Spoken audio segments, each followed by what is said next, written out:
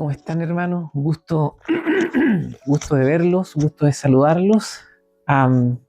Se echa de menos, ¿no?, la reunión, aunque somos pocos en número. Igual se echa de menos este momento, este lugar, este momento de confraternidad que tenemos donde podemos estudiar la palabra del Señor. Mientras estaba preparando esto, me pasó algo bien curioso. Me pasó que decía, no, este capítulo no, y me iba a otro capítulo y después volvía. Pasó como 5 veces. Decía, no, este capítulo no, porque lo encontraba un poco denso, lo encontraba con bastante profundidad, porque la tiene. Y finalmente volví al capítulo que decía, no, este capítulo no. Así que les voy a pedir que abran sus Biblias en el libro de Hebreos, capítulo 2. Hebreos, capítulo 2. Vamos a leer los 18 versículos.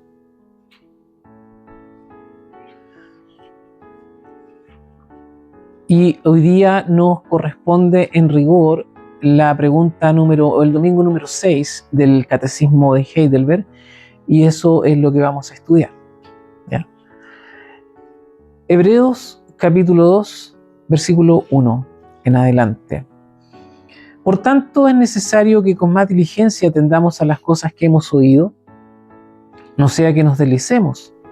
Porque si la palabra dicha por medio de los ángeles fue firme, y toda transgresión y desobediencia recibió justa retribución, ¿cómo escaparemos nosotros si descuidamos una salvación tan grande, la cual, habiendo sido anunciada primeramente por el Señor, no fue confirmada por los que oyeron, testificando Dios juntamente con ellos, con señales y prodigios y diversos milagros y repartimientos del Espíritu Santo, según su voluntad? Porque no sujetó a los ángeles el mundo venidero, acerca del cual estamos hablando. Pero alguien testificó en cierto lugar diciendo, ¿qué es el hombre para que te acuerdes de él? ¿O el hijo del hombre para que le visites? Le hiciste un poco menor que los ángeles, le coronaste de gloria y de honra, y le pusiste sobre las obras de tus manos. Todo lo sujetaste bajo sus pies. Porque en cuanto le sujetó todas las cosas, nada dejó que no sea sujeto a él. Pero todavía, no vemos que todas las cosas le sean sujetas. Pero vemos a aquel que fue hecho un poco menor que los ángeles, a Jesús, coronado de gloria y de honra a causa del padecimiento de la muerte, para que por la gracia de Dios gustase la muerte por todos. Porque convenía a aquel por cuya causa son todas las cosas, y por quien todas las cosas subsisten, que habiendo de llevar muchos hijos a la gloria, perfeccionase por aflicciones al autor de la salvación de ellos. Porque el que santifica y los que son santificados, de uno son todos, por lo cual no se avergüenza de llamarlos hermanos, diciendo, anunciaré a mis hermanos tu nombre, en medio de la congregación te alabaré. Y otra vez, yo confiaré en él, y de nuevo he aquí yo y los hijos que Dios me dio. Así que, por cuanto los hijos participaron de carne y sangre, él también participó de lo mismo, para destruir por medio de la muerte al que tenía el imperio de la muerte, esto es, al diablo, y librar a todos los que por el temor de la muerte estaban durante toda la vida sujetos a servidumbre. Porque ciertamente no socorrió a los ángeles, sino que socorrió a la descendencia de Abraham, por lo cual debía ser en todo semejante a sus hermanos, para venir a ser misericordioso y fiel sumo sacerdote en lo que a Dios se refiere, para expiar los pecados del pueblo, pues en cuanto él mismo padeció siendo tentado, es poderoso para socorrer a los que son tentados. Padre, en el nombre de Jesús, rogamos que tú nos ayudes en la comprensión de la palabra, del texto, los versículos que acabamos de leer. Que podamos ponerla por obra en nuestras vidas, en nuestros corazones, Señor. Que esta palabra resplandezca día tras día en nuestras vidas. Bendícenos, Señor. Amén. Como dije al comienzo, hoy día nos corresponde el domingo 6 del Catecismo de Heidelberg. Y el domingo 6 parte con la pregunta número 16. ¿Por qué debe ser un verdadero hombre perfectamente justo? Recordemos que el domingo anterior, es decir, la pregunta número 5, el catecismo hacía una pregunta muy importante que tenía que ver con el mediador, con el libertador que nosotros debíamos, en consecuencia, buscar, porque recuerden ustedes que el catecismo está dividido en la primera parte, que ya la vimos, que tiene que ver con los pecados y la miseria del hombre. Luego, el mediador y de cómo nosotros, ¿verdad?, nos acercamos y cómo conseguimos alcanzar la salvación a través del mediador. Entonces, la pregunta 16 parte, ¿no? ¿Por qué debe ser un verdadero hombre y perfectamente justo? La respuesta es porque la justicia de Dios requiere que la misma naturaleza humana que ha pecado sea también la que realice la satisfacción por el pecado, y alguien que es pecador en sí mismo no puede ofrecer la satisfacción por otros. ¿Por qué debe ser también verdadero Dios? Para que por el poder de su deidad pueda soportar el peso de la ira de Dios en su naturaleza humana y para que pueda obtener y restaurar para nosotros la justicia y la vida. ¿Quién es entonces ese mediador que en una persona es a la vez verdadero Dios y un verdadero hombre justo? Nuestro Señor Jesucristo, quien nos ha sido dado para nuestra completa redención y justicia. ¿Cómo sabemos esto? Por el Santo Evangelio que Dios mismo reveló primeramente en el paraíso y luego proclamó mediante los santos patriarcas y profetas, mismo evangelio que él representó a través de los sacrificios y las otras ceremonias de la ley, y que finalmente cumplió por su Hijo amado. Entonces ahora ya hemos leído, las preguntas que corresponden al domingo 6, y el domingo anterior nos dejaba con esta gran pregunta, con esta gran incógnita: ¿qué clase de libertador y mediador nosotros entonces debemos buscar? Ahora, tenemos que entender que el Señor, Dios Padre, cuando crea todas las cosas, crea al hombre de tal manera que éste pudiese ejercer dominio sobre lo creado. Crea al hombre para que éste también le glorifique. Crea al hombre para que administre cierto trabajo que el Señor le dio. Es por eso que hablamos que en el paraíso Dios le entrega al hombre la primera tarea o la primera labor taxonómica, ¿no es cierto?, que es la de nombrar a todos los seres creados. Pero ¿qué ocurre? En ese pacto de obras que Dios estableció con el hombre falló, el hombre fracasó. Y es en ese entonces, en ese plan de la salvación de Dios, es que se nos presenta a Jesucristo en lo que conocemos como el protoevangelio, en el libro de Génesis, que es importantísimo. El libro de Génesis no lo podemos pasar por alto, y yo creo que tenemos que siempre estar volviendo al libro de Génesis. Entonces, ¿qué encontramos? Que Dios creó al hombre de tal manera que éste administrara, le diera toda la gloria y se enseñoreara de todo lo que estaba. Pero el hombre falla, el hombre cae en pecado, y entonces irrumpe el segundo Adán, que es nuestro Señor Jesucristo. Él participa de nuestra humanidad. Él nos llama hermanos, comparte nuestra naturaleza, y solo siendo verdadero hombre podía entonces Él representarnos y obedecer en nuestro lugar. No olviden, tengan en cuenta la pregunta, ¿no? Al principio del versículo 5, el autor de Hebreos, que tenía un conocimiento muy acabado del Antiguo Testamento, hace una nota interesante porque se refiere al Salmo número 8 en los versículos que él comienza a leer. Él ya ha demostrado en el capítulo anterior que Cristo es superior a los ángeles, pero también ha advertido en el capítulo que acabamos de leer los peligros de descuidar nuestra vocación cristiana, de descuidar una salvación tan grande, y ahora comienza a explicar, comienza a desarrollar la idea de por qué el Hijo tuvo que necesariamente hacerse hombre. Ahora, para una mayor comprensión, porque a mí el texto me ofreció ciertas complejidades, para una mayor comprensión Voy a leer los versículos en la versión actualizada de la Biblia Reina Valera. En el versículo 5 dice así: Dios no ha puesto a los ángeles como jefes del mundo, en que vamos a vivir en el futuro. En ese mundo el jefe será otro. Pues la Biblia dice: Dios, ¿qué somos los mortales para que pienses en nosotros y nos tomes en cuenta?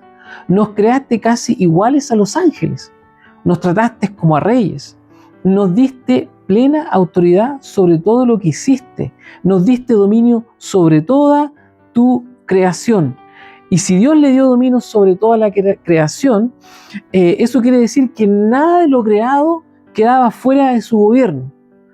Nada, absolutamente nada de lo que estaba creado quedaba fuera de su gobierno. Pero ahí en el versículo 6, donde dice esta versión que el jefe será otro, de lo que está hablando básicamente es que el sumo sacerdote será otro, distinto a los sumos sacerdotes que oficiaban en el Antiguo Testamento. Recordemos que el autor de Hebreos tiene un conocimiento muy acabado del Antiguo Testamento. Ahora bien, eso todavía nosotros no vemos que el Señor gobierne, porque piensen ustedes que está hablando del reino mesiánico, ¿verdad? Está hablando de todas estas cosas. Todavía no vemos eso, todavía no vemos esa parte. Dios gobierna, sabemos que Jesús gobierna, pero todavía no vemos eso. Por eso, aunque Dios permitió que por algún tiempo Jesús fuera menos importante que los ángeles, ahora Jesús ha recibido honor y gloria. Y ahí en el alcance que hace al versículo 8 es cuando empieza a cambiar, no de tono, pero sí hace un punto de inflexión muy interesante, porque parte diciendo ¿qué es el hombre? Pero si usted sigue leyendo con calma, se va a encontrar que después ya no está hablando solo del hombre, sino que está hablando también de Jesús. Dicho de otra forma, lo que está hablando aquí el autor de Hebreos es que ese nuevo orden será inaugurado por Jesucristo, y ese nuevo orden va a culminar con los cielos nuevos y la tierra nueva. Ese es el reino mesiánico al que el autor se refiere. Dicho de otra forma, es cierto que los ángeles tuvieron un ministerio importante, como acabamos de leer, pero el gobierno del reino no les pertenece. ¿Por qué? Porque ese gobierno fue dado al Hijo. El Hijo fue el que fue probado en todo, el que fue tentado en todo conforme a nuestra semejanza. Jesús es la encarnación divina. Debía Jesús en esa circunstancia, en esa situación, por lo tanto, entenderlo todo. El Señor debía sufrirlo todo. El Señor debía alegrarse con sus hermanos. El Señor debía sufrir, debía llorar, debía padecer, pero sin pecado. Porque la pregunta del catecismo, ¿cómo es? ¿Cómo tiene que ser este que nos va a ayudar? Tiene que ser verdadero hombre, pero sin pecado. Tenía que ser necesariamente verdadero hombre para que pudiese entender todo el quehacer y devenir del ser humano. No podía ser de otra manera. No podía ser de otra manera. Por eso que en esta versión actualizada de la Biblia dice: aunque Dios permitió que por algún tiempo Jesús fuera menos importante que los ángeles, ahora Jesús ha recibido gloria y honor. ¿Por qué? Porque Jesús ha venido a entendernos en su condición humana, se ha hecho hombre, es la encarnación divina. Él debía sentir, Él debía sufrir, Él debía vivir lo que todo género humano vive, con la gran diferencia que Él tenía una misión, y además Él, en el curso de esa misión, era sin pecado. Ese gobierno, esa nueva estructura, si lo quiere poner en esos términos, le fue dado al Hijo. Él fue probado en todo conforme a nuestra semejanza. Y es en ese sentido que nuestro Dios, que nuestro Señor Jesucristo, comienza a emerger como el mediador que necesitamos. Recuerden ustedes la pregunta del catecismo, ¿no es cierto? Que aquí la tengo, se me perdió. Aquí está. Esto es por andar con los papeles para todos lados, ¿eh? Pero bueno.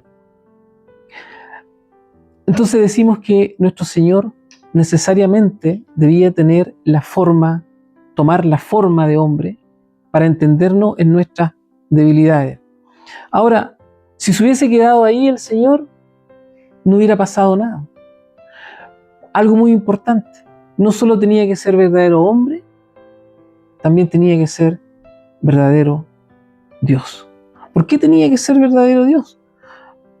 Cristo participó de toda carne y sangre para destruir por medio de la muerte al que tenía el imperio de la muerte. Esto es muy importante, hermano, y a mí me encanta esto.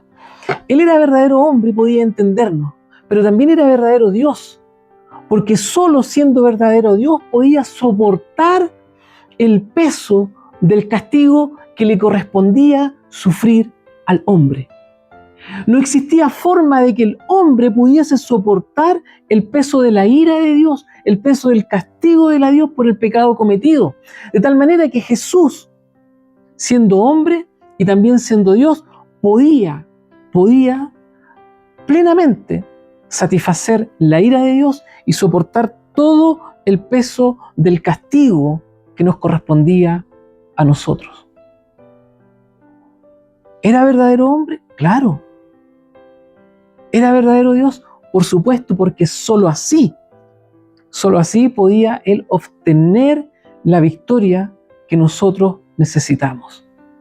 Solo así podíamos nosotros disfrutar de las promesas y las bendiciones que Él tiene preparadas para nosotros. Si Jesús no era verdadero Dios, hubiese sido imposible soportar el peso de la ira de Dios. Por eso que es importante que entendamos esto. En la versión actualizada dice lo siguiente: nosotros somos seres de carne y hueso. Vayan leyendo ahí en el versículo 14 para que comparen ustedes, como dice en su Biblia y como dice en la versión actualizada. Nosotros somos seres de carne y hueso. Por eso Jesús se hizo igual a nosotros. Solo así podía morir para vencer al diablo, que tenía poder para matar a hombres y a mujeres. Con su muerte, Jesús dio la libertad a los que pasaban la vida con miedo a la muerte. Queda claro que Jesús no vino a ayudar a los ángeles, sino a todos los descendientes de Abraham. Los hijos participaron de carne y sangre, se refiere, por supuesto, a nuestra naturaleza frágil y mortal y pecaminosa. También dice, Él también participó de lo mismo. El Hijo de Dios asumió la humanidad real. No parecía hombre, era verdaderamente hombre. Hay quienes han querido despojarlo de su naturaleza humana. Hay quienes han querido decir que era una suerte de espejismo, un fantasma, una cosa extraña, media intangible. Pero no, Jesús era verdadero hombre. Él caminó y habitó entre nosotros. ¿Para qué? Para destruir al diablo. Cristo venció al diablo precisamente, miren, por medio de su muerte. Lo que parecía en apariencia una derrota terminó siendo una victoria. Lo que parecía una derrota cuando Jesús estaba en la cruz, cuando estaba sufriendo el peso de la ira de Dios en su humanidad, pero al mismo tiempo en su deidad, aquello que aparentemente parecía una derrota terminó siendo una victoria, porque finalmente al tercer día nuestro Señor resucitó.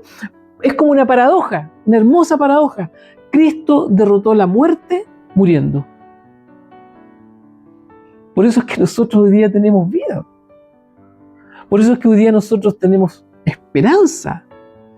Por eso es que nosotros sabemos que el día que nosotros dejemos, como decían los más antiguos, el escenario de esta tierra, nosotros sabemos dónde vamos. Y eso es maravilloso y a mí, permítanme que les diga, me emociona. Y dice la Biblia, y librar a todos los que por el temor de la muerte estaban durante toda la vida sujetos a la servidumbre. ¿Por qué? Porque el pecado esclaviza, hermanos.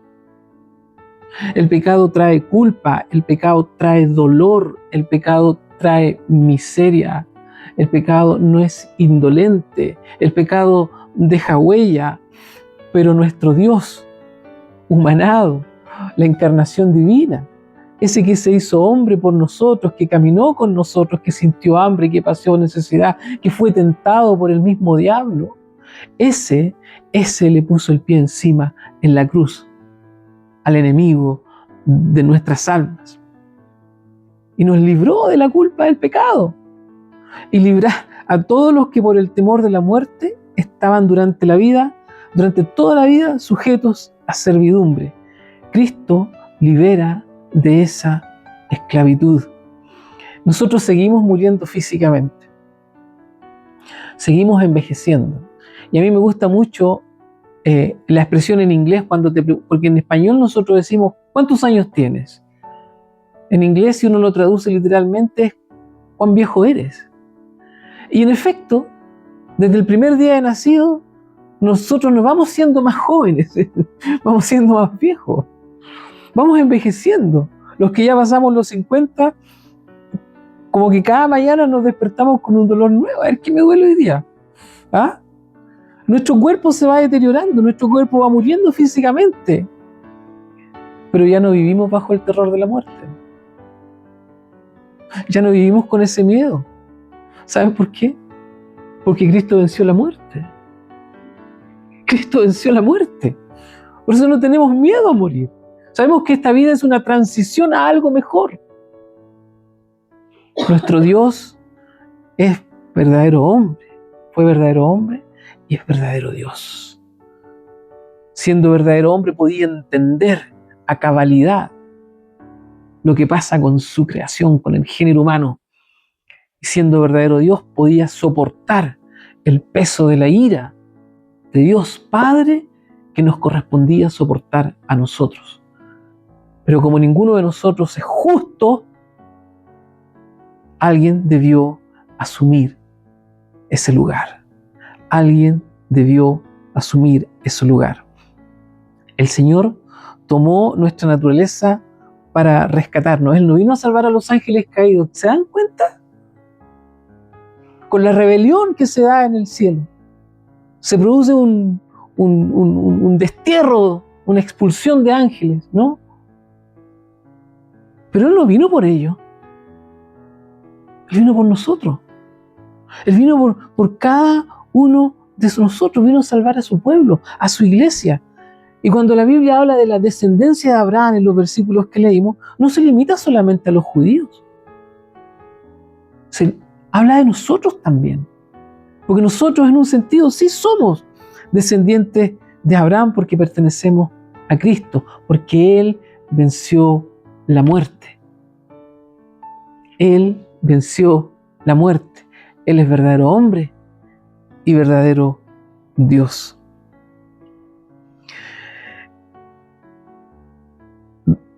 Pero nuestro Señor no solo es verdadero hombre, verdadero Dios, también es nuestro mediador. Él es verdaderamente nuestro sumo pontífice. Él es verdaderamente nuestro representante.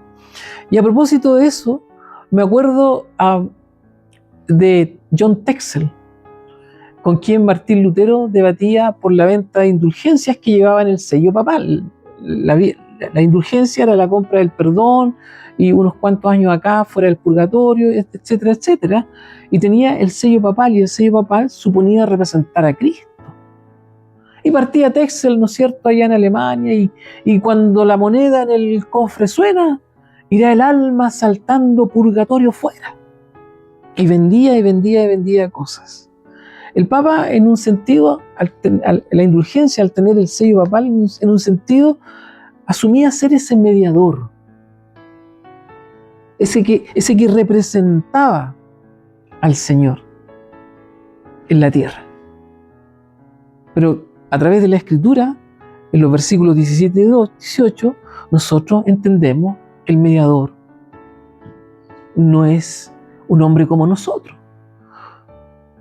No es un hombre como nosotros, aunque se hizo semejante a nosotros, llegó a ser un sumo sacerdote misericordioso y fiel. Y él hizo propiciación por todos los pecados de su pueblo. Él hizo la propiciación por nosotros. Él efectivamente es el sumo sacerdote. En la versión actualizada dice el jefe máximo. En nuestra versión Reina Valera dice el sumo pontífice, el sumo sacerdote, el verdadero representante de la humanidad, de su pueblo, de su iglesia. Él es el verdadero mediador. El mediador es nuestro Señor Jesucristo. Versículo 17. Para poder ayudarlos, lean sus versiones, tenía que hacerse igual a ellos. ¿A quiénes? Al hombre, al ser humano. Por eso Jesús es un jefe de sacerdotes, es decir, un sumo, uno que está por sobre todos, en quien se puede confiar, pues está lleno de amor para servir a Dios. Ese mismo amor que lo llevó voluntariamente a entregarse en la cruz por nosotros. Además, por medio de su muerte, Jesús logró que Dios nos perdonara nuestros pecados.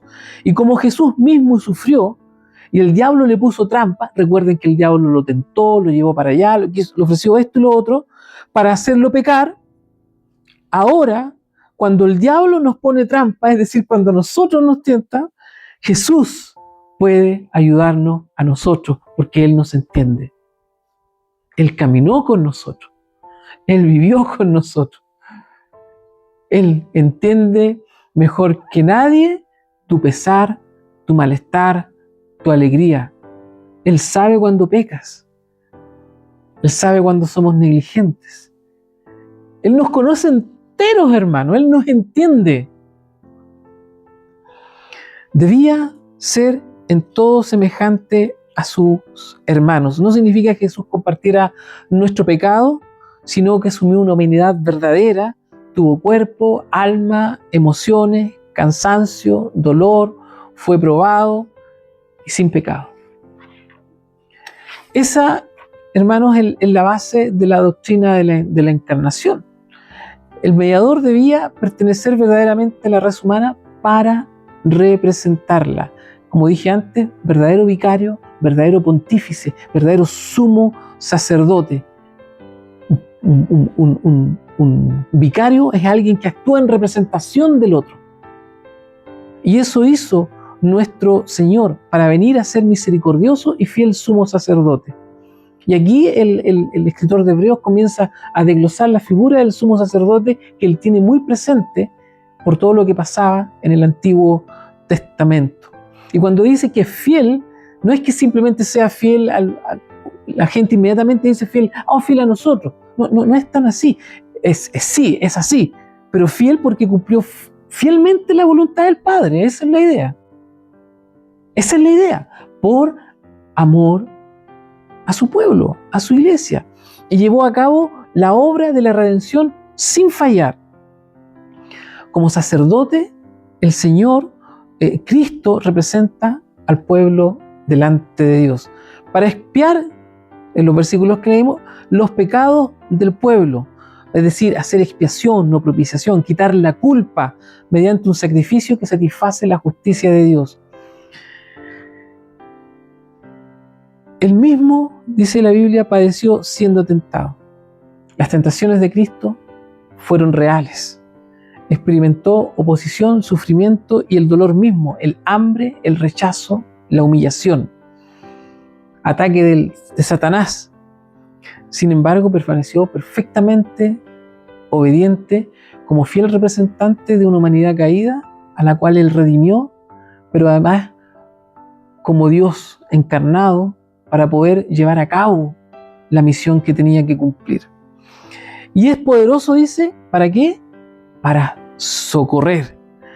Cuando la Biblia usa esta palabra aquí en este contexto, está hablando de alguien que va al auxilio, escucha el grito de auxilio y corre prontamente en su ayuda, en su búsqueda, para atenderlo, para hacerlo, para subirlo con su mano.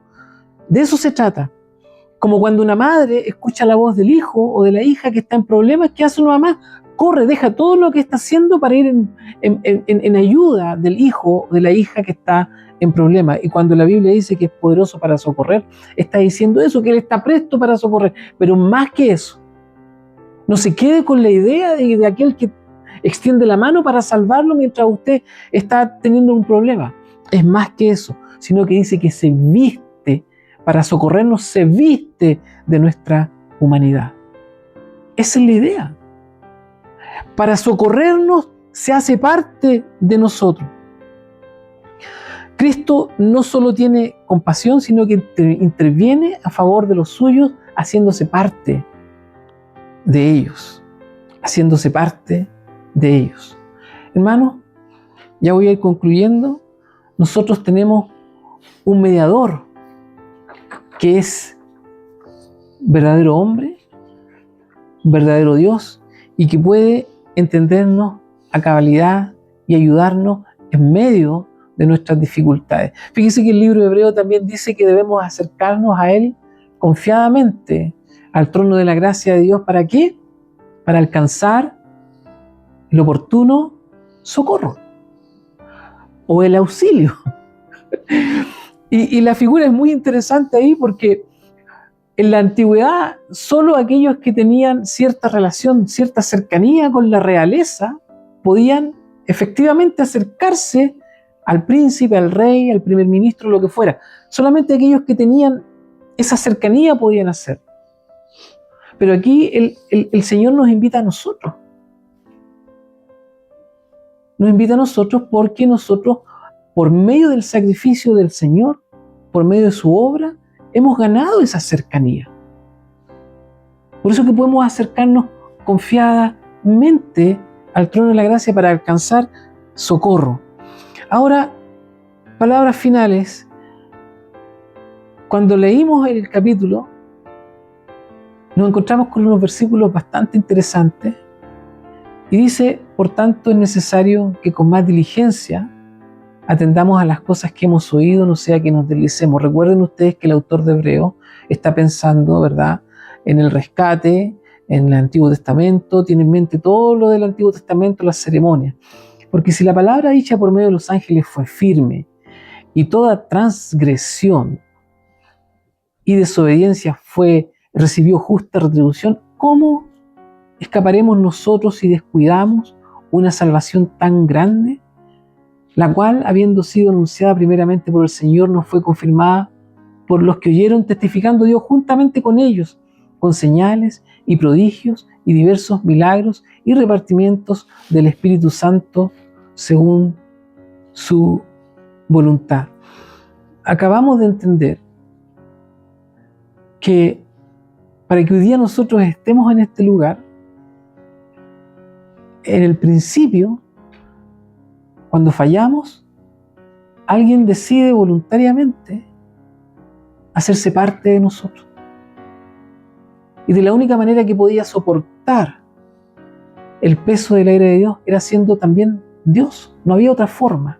Pero además, este que se hizo parte de nosotros fue sin pecado, es decir, era justo, el justo por los injustos. Y todo ese padecimiento, no solo que nos entienda, no solo que empatice con nosotros, no solo que simpatice con nosotros, no solo que nos ayude en momentos de debilidad, de angustia, de problemas, no solo eso, sino que todo lo que padeció nuestro Señor Jesucristo, el autor de Hebreos nos dice: por tanto, es necesario que con más diligencia atendamos a las cosas que hemos oído. Es decir, luego de entender esto, hermano, el Señor nos hace una advertencia. Nos hace una advertencia. No puede ser, y esto es para todos nosotros, no puede ser que una vez recibiendo esta verdad, este don, esta bendición, caigamos en la negligencia de no atender debidamente y menospreciar la cruz de Cristo. Si los que fueron liberados en el Antiguo Testamento, luego de ver, hermanos, esa tremenda maravilla, ¿no?, abrirse el mar y ver los milagros y todo lo que pasó ahí, cómo el Señor proveyó para ellos, si ellos luego de ser liberados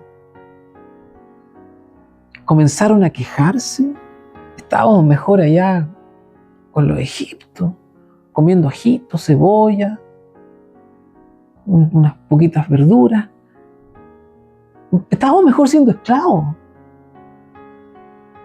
Si esos que menospreciaron lo que Dios hizo con ellos en el desierto, cómo los liberó, cómo los sacó de la esclavitud. Recibieron justo castigo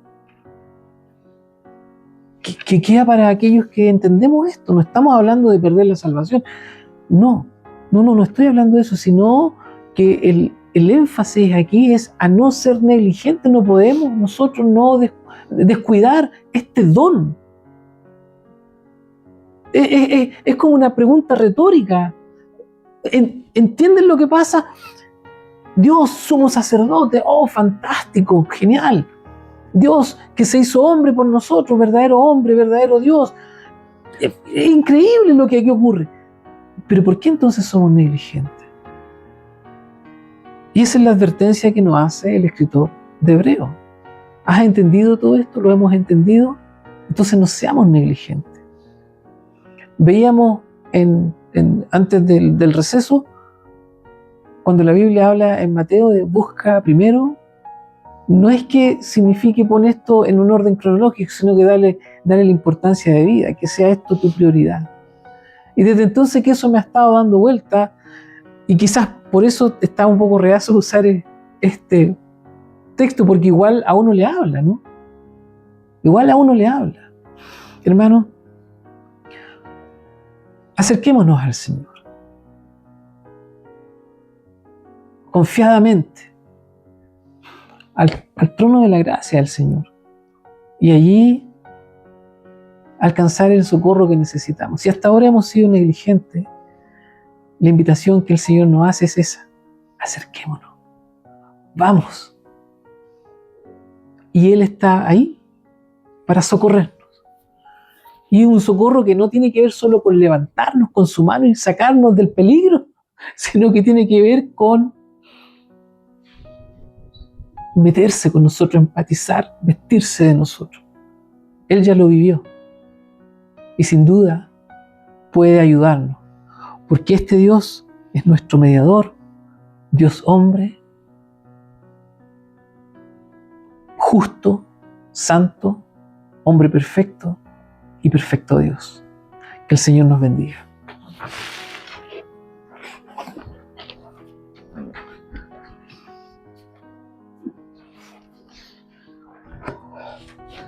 Gracias, hermano Claudio.